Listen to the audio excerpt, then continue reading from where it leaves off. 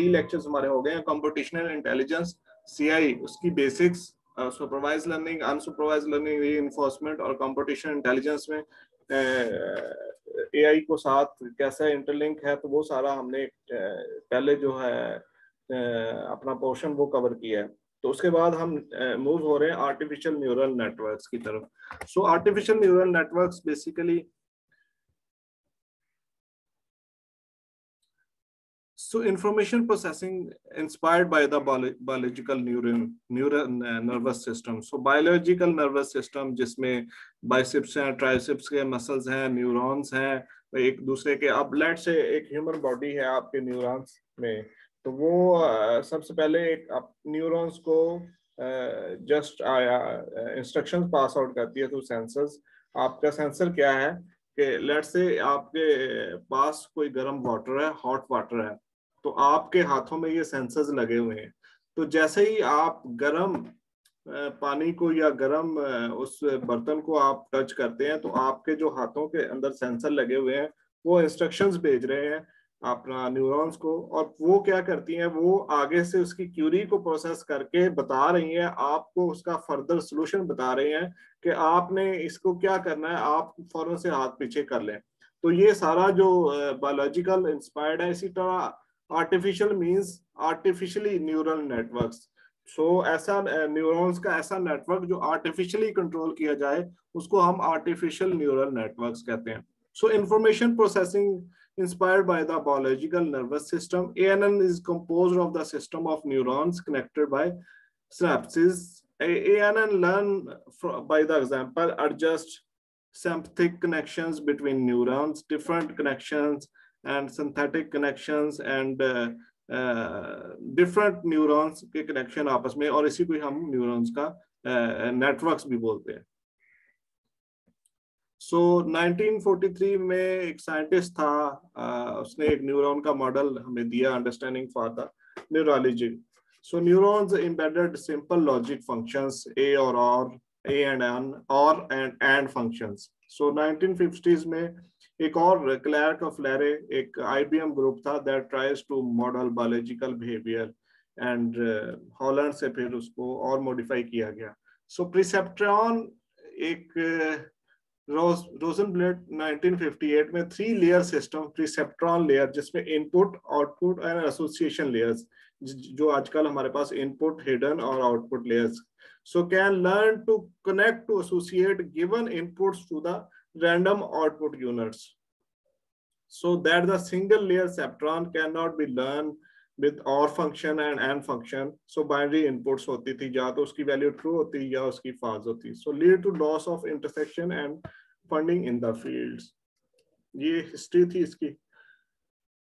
प्रिसेप्ट्रॉन जो आपके सामने मॉडल है, इसमें association unit A1 A2 extract feature extract कर रहे हैं from user inputs, and output is weighted and associated.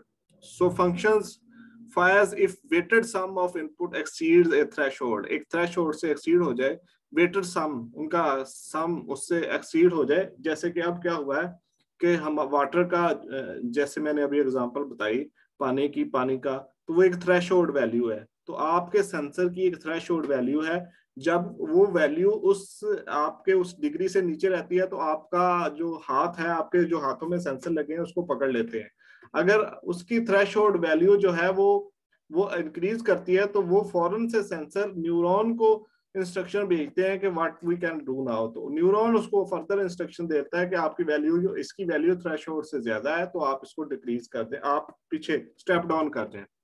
तो इसी तरह ये आपके सामने वेट है, आपको पता है न्यूरॉन नोड होते हैं, वेट होते हैं, और इसमें A1 AJ AP ये डिफरेंट इसके फंक्शन है, उसके सम ऑफ फंक्शन है। तो सम ऑफ फंक्शन इंक्रीज डाल के उसमें थ्रेशोल्ड वैल्यू होती है, और थ्रेशोल्ड वैल्यू से अगर चीजें इंक्रीज होती हैं, तो वो आपको स्टेप, आप उसके इंस्ट्रक्शन या क्यूरी पास आउट होती है।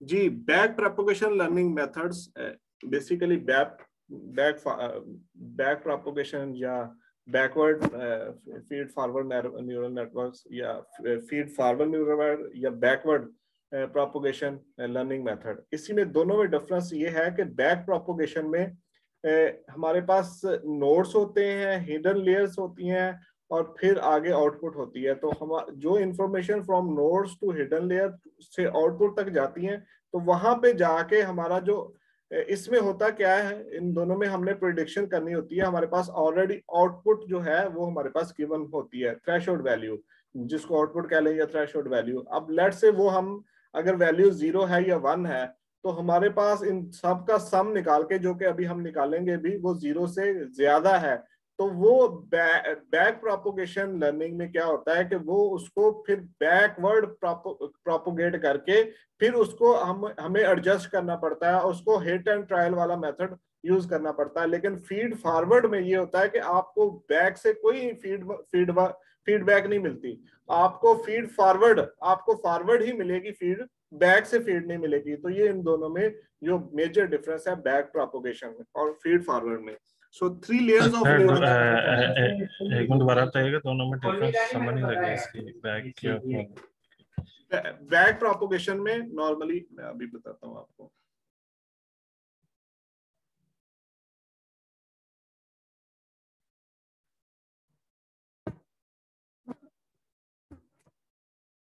जी, बैक प्रोपोगेशन में आपके पास ये होगा, ये आपके नोड है, ये नोड है और ये हिडन लेयर है, ये हिडन लेयर है। अब ये नोड इसके साथ लिंक है, इसके साथ, इसके साथ, इसके साथ, इसके साथ, और इस तरह ये हमारी आउटपुट होगी। ये भी इसके साथ लिंक है, ये भी इसके साथ, ये इसके साथ। तो बैक प्रोपोगेशन में क्या होता है, हमारे पास यहाँ पे हमने जो प्रेडिक्शन करनी है वो अज्यूम करते हैं वो 0 हो, हमारा जो एरर रेट है वो 0 हो, ठीक है, या 0.1 हो। अब ये नोड की वैल्यू, ये नोड की वैल्यू जो कि आगे जाके हम कैलकुलेट भी करेंगे, मैं आपको बताऊंगा न्यूमेरिकली। तो कैलकुलेट करते हुए पहले इसका सम निकालना है, आउटपुट 1 का, ये हमारी इनपुट है और ये हमारी आउटपुट है, ठीक है। इन पहले इनपुट 1 का निकालना है, इनपुट 2 का निकालना है, इसके वेट निकालने हैं, ये इनका वेट है, इसका वेट, इसका वेट, और ये इसका वेट, इसका वेट। और जब ये निकाल लिया हमने, तो एट द एंड जो हमारे पास एरर रेट निकल रहा होगा, लेट्स से सपोज कर रहे हैं, आगे जाके हम निकालेंगे भी 0.9 निकल रहा है, जबकि हमारा जो है 0.1 रिक्वायर है। तो जब इन दोनों का कंपैरिजन किया तो देखा तो ये जो एक्चुअल एरर है वो तो बहुत कम है, जो हमारी आउटपुट हमें चाहिए वो तो 0.1 चाहिए एरर रेट, जो यहाँ पे एरर रेट आ रहा है 0.9। तो इस एरर रेट को रिड्यूस करने के लिए बैकवर्ड इंस्ट्रक्शन करते हैं, मींस इस वेट की वैल्यू लेट्स से 0.2 थी, तो उस वेट की वैल्यू को हम चेंज करेंगे, इसकी चेंज, इसकी चेंज और इसकी चेंज, और hit and trial method use करेंगे और फिर देखेंगे कि हमारा जो एरर रेट है वो कितना रिड्यूस हो रहा है, मींस हमारा जो ऑप्टिमल सॉल्यूशन है उसके कितने आसपास आ रहा है। जी जैन, बात क्लियर हुई? ये बैकवर्ड की बात कर रहा हूँ, बैकवर्ड प्रोपोगेशन। जबकि इसमें हम जी बोले, वो सिग्मॉइड फंक्शन भी यूज करते हैं ना? जी बिल्कुल सिग्मॉइड फंक्शन हम कैलकुलेशन के लिए आगे जाके यूज करेंगे, वो तो निकालेंगे, लेकिन मैंने जनरल सिनेरियो दिया है वो सिग्मॉइड फंक्शन। पहले हम इनपुट निकालेंगे, आउटपुट निकालेंगे और फिर हम सिग्मॉइड फंक्शन से उसका सम कैलकुलेट करेंगे, ठीक है। और कैलकुलेशन करने के बाद हमसे एट द एंड पे हमारे पास बचेगा एरर रेट, ठीक है, ठीक है। एरर रेट जब हमारे पास आ जाएगा तो फिर हमारे पास जो एक्चुअल एरर रेट है उससे कंपैरिजन करेंगे कि एक्चुअल एरर रेट से उसका कंपैरिजन किया तो वो एरर रेट जो हमने निकाला है सिग्मॉइड फंक्शन से और वेटेड सम नोड 1 2 और इनपुट और आउटपुट से, वो काफी ज्यादा है। तो क्या करेंगे, बैक प्रोपोगेशन में ये होता है कि उसको बैकवर्ड फीड किया जाता है, और वहां से जो उनका वेट है उसको ऊपर नीचे मूव करके hit and trial method use करके अपना जो ऑप्टिमल एरर रेट है उसके करीब करीब लेके आया जाता। क्लियर? जी सर, ठीक हो गया। ये बैक प्रोपोगेशन है। जबकि फीड फॉरवर्ड में आपने जो रिजल्ट आना है बस आ गया, बैकवर्ड आप मूव नहीं कर सकते, बैकवर्ड जाके आप दोबारा से वेट को एडजस्ट नहीं कर सकते अपने वेट्स को। आपने जो वेट दे दिया, आपको इंस्ट्रक्शन फॉरवर्ड मिलेंगी, बैकवर्ड से आपको कोई इंस्ट्रक्शन नहीं मिलेंगी। यहाँ पे ये क्या हो रहा है कि जब आपने सारा सोल्यूशन कैलकुलेट कर लिया तब भी आप बैकवर्ड जाके अपना सारा जो है उसको सेटलमेंट कर सकते हैं। हिट एंड ट्रायल से वो अपना जो एरर रेट है उसको और रिड्यूस करने की ऑप्टिमल सॉल्यूशन की तरफ कर सकते हैं। क्लियर जैन? जी सर, ठीक हो गया।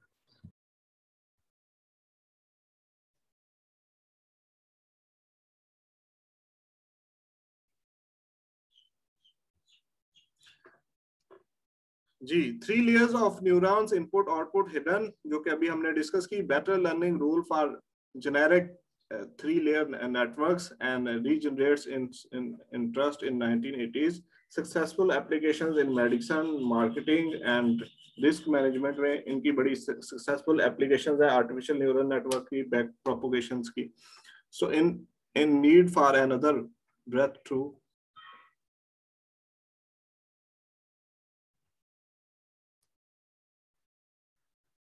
ऑलवेज ब्रेक थ्रू के लिए तो जरूरत होती है, ठीक है। एक नई इनोवेशन, नई स्ट्रेटेजी, नई टेक्नोलॉजी, तो ये ब्रेक थ्रू था, 1990s की बात है।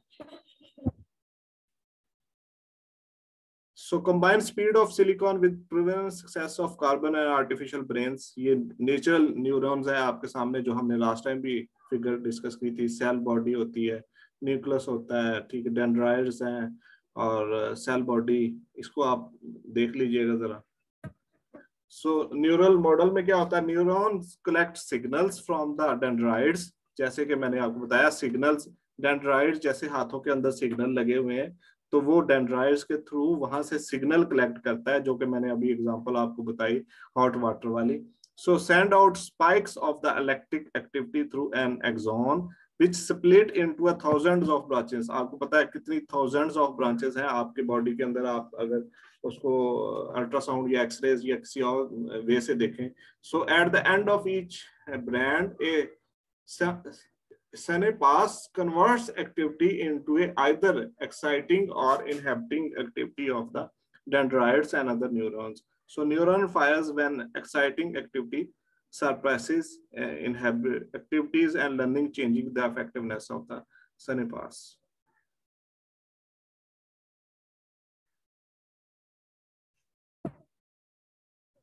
जी, ये है हमारे पास डेंड्राइट्स है, हमारे पास समेशंस है, सेल बॉडी है, थ्रेशोल्ड है, एक्सॉन है, जो कि मैंने अभी थ्रेशोल्ड वाली बात आपको बताई कि डिफरेंट न्यूरॉन्स हैं।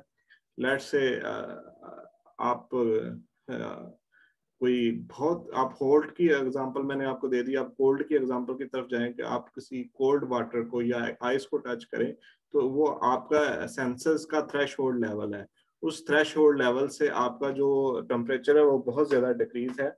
तो डेंड्राइड्स वो सारी इंफॉर्मेशन थ्रू सेंसर से लेके वो न्यूरॉन को देते हैं, और न्यूरॉन क्या करता है, न्यूरॉन उन सब को सम अप करके, उस सम अप करने के बाद फिर वो जो है एक्सॉन की तरफ इंस्ट्रक्शन भेजता है, और वहां से फिर वो जो इंफॉर्मेशन है वो आपको आउटपुट की सूरत में मिलती है कि आप उस स्नो को छोड़ दें या बर्फ को छोड़ दें, आइस को, और फिर वो आप उससे पीछे स्टेप डाउन हो जाते हैं।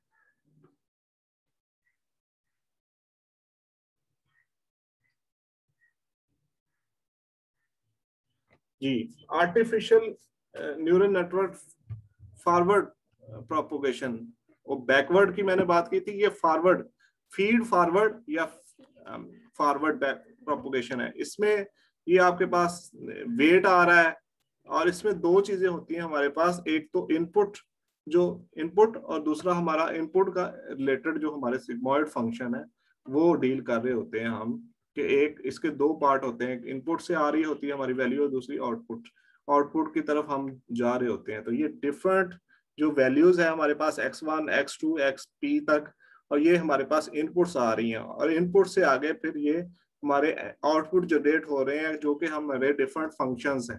तो ये फीड फॉरवर्ड है। इसमें देखें आपको बैकवर्ड कोई साइन कोई सिंबल नजर नहीं आएगा, और सारी की सारी जो इंफॉर्मेशन है ये फॉरवर्डली ही एग्जीक्यूट करेंगे। बैकवर्ड अपनी जो सारी इंफॉर्मेशन है वो बैकवर्ड नहीं जाएंगे, जैसे कि मैंने अभी आपको एरर की एग्जांपल दी, और फर्दर भी उसको न्यूमेरिकली भी मैं उसको करूंगा।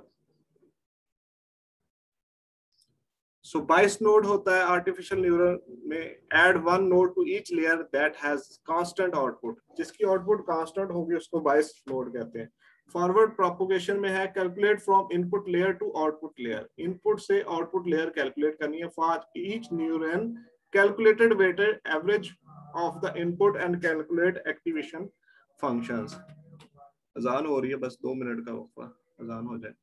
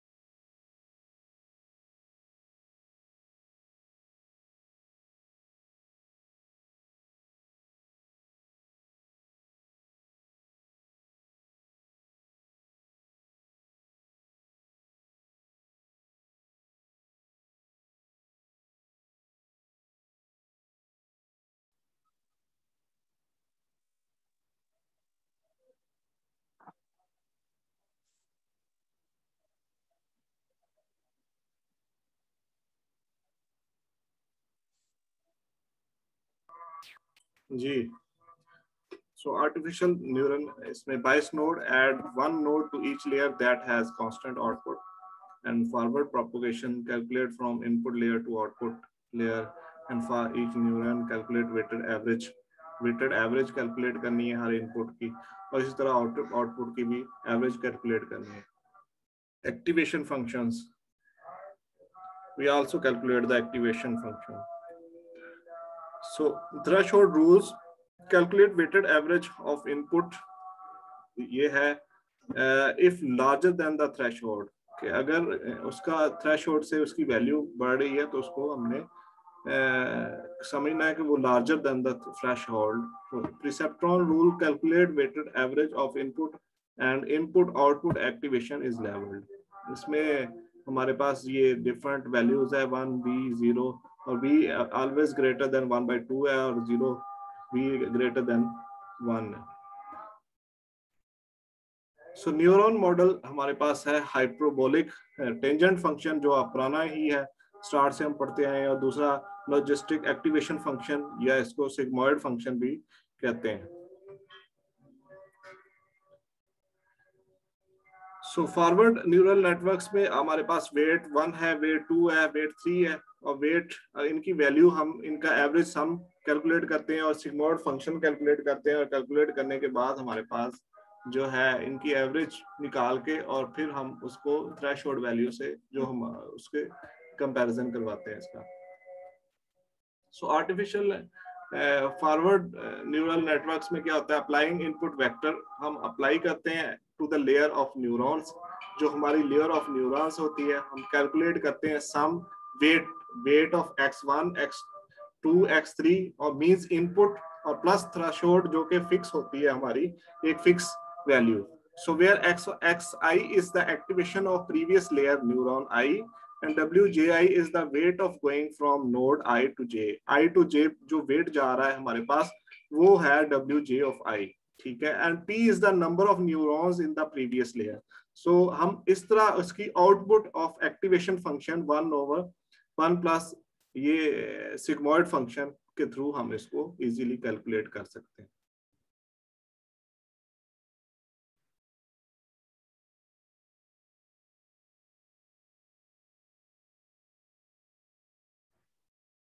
जी ये एग्जांपल आपके सामने है, इसमें देखें कि आप कैलकुलेट एंड ऑफ इनपुट्स। सबसे पहले हमने इनपुट्स कैलकुलेट करनी है, हमारे पास 0 1 3 और 22 नोड है, और इसमें हमारे पास W इस पे 0.6, W0 to 3 जो है हमारे पास वो 0.6 है, 1 to 3 जो है 0.6 है, और 2 to 3 0.9 है। तो threshold function stepped functions. So calculate and inputs, और इसमें देखें कैलकुलेट एक्स और फंक्शन ऑफ इनपुट्स है। अब हमारे पास नोड्स हैं जिसमें ये डिफरेंट नोड्स की वैल्यू दे दी गई है, और इसमें बायस नोड है और इसमें इजीली हम इसकी वैल्यू, इनपुट हमारे पास 0 0 है, नोड 2 एक्टिवेशन हो रही है, और 0.48 प्लस 0.46 माइनस 2.6, ये देखें हमारे पास बायस की वैल्यू 2.6 है। तो इस तरह हमने नोड 2 का एक्टिवेशन फंक्शन जो है वो उसको इजीली कैलकुलेट कर सकते हैं। इसी तरह हम नोड 2 का किया है, इसी तरह नोड 3 का कर सकते हैं, नोड 1 का कर सकते हैं, नोड 0 का, नोड 4 का। तो इसी तरह हम इसको इजीली कैलकुलेट कर सकते हैं। ये नोड 3 का आ गया। नोड 3 का देखें कैसे आया, नोड 3 पे 5.1 आ रही है 0 से, और फिर 5.2 आ रही है 1 से 3, और फिर ये माइनस में आ रही है 0.32। तो इसको हमने इजीली इसका जो आ गया 0.0003 जो कि वेरी नियर टू 0 है, जो कि थ्रेशोल्ड वैल्यू के बिल्कुल मीट कर रहा है। जी जैन, आज के लिए ये काफी है आर्टिफिशियल न्यूरल नेटवर्क्स। फिर इसको फर्दर नेक्स्ट टाइम इसको मैं आपको और एग्जांपल्स के थ्रू और वाइड इसका जो बोर्ड है, बोर्ड पे यूज करते हुए इसको हम और एलैबोरेट करेंगे, ताकि आपको इसकी एम्बिग्विटी ना रहे कि आउटपुट कैसे कैलकुलेट करनी है, इनपुट कैसे कैलकुलेट करनी है, और फिर इसका सम कैसे लेना है, और फिर आपने उसको साथ कंपैरिजन कैसे करना है। जी जैन। जी सर ठीक है, नेक्स्ट टाइम बोर्ड पे करेंगे ना। अभी इस तरह अभी थोड़ी एम्बिग्यूटीज हैं, इस वजह से अभी थोड़ा प्रॉपर समझ नहीं लगी सही तरह। तो हालांकि नेक्स्ट टाइम जब आपने तो करेंगे तो ऑलरेडी इसको डिस्कस भी किया हुआ है, पढ़ा भी हुआ यह सर वो मैथमेटिकली नहीं किया। है। अच्छा, वैसे तो लेकिन समझ। जब तक आप मैथमेटिकली नहीं करेंगे आपको टेक्निकली समझ नहीं आनी। सबसे पहले हाँ जब भी हम रिसर्च की तरफ जाते हैं तो सबसे पहले हम मैथमेटिकली इक्वेशन डिजाइन करते हैं, और further we are going to for the programming, and then we build an application which is helpful for the real world and for the classification and training as well as. Yes So sir firstly we build the mathematical equations and mathematical format of that specific problem. So आपको जब तक artificial neural networks के पता नहीं चलेगा input कहाँ से आ रही है, आउटपुट कहाँ से आ रही है, और उसका सिग्मॉइड फंक्शन कैसे कैलकुलेट करेंगे, तो वो आप फिर वो आपके लिए वो जब आप उसकी एप्स की तरफ जाएंगे और उसकी एप्लीकेशंस की तरफ जाएंगे तो फिर आपको फर्दर समझ नहीं आएगी। इसीलिए तो मैं कहता हूँ कि अब जितने भी साइंटिस्ट गुजरे हैं, स्पेशली कंप्यूटर साइंस के साइंटिस्ट हैं, वो मैथमेटिक्स में स्ट्रांग थे, तभी वो एप्स डेवलप कर पाए। यस सर, ऐसे ही है। ठीक है, नेक्स्ट सेशन स्टार्ट करते हैं आफ्टर